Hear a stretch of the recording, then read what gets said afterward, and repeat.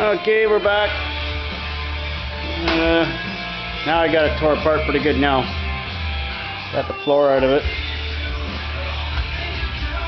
But it's a little more rotten than I was hoping. But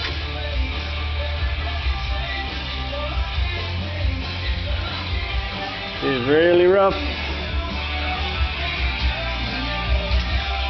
I'm going to turn this radio down.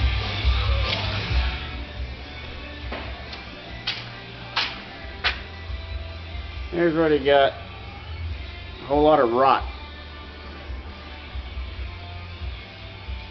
So, it'll be decision time to figure out whether I'm going to fix this or not.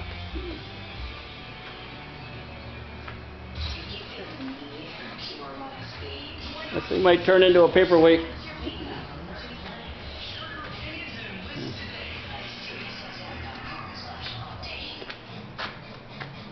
Played around with the motor today. It ain't gonna run. Compression's too low. Probably seized up rings.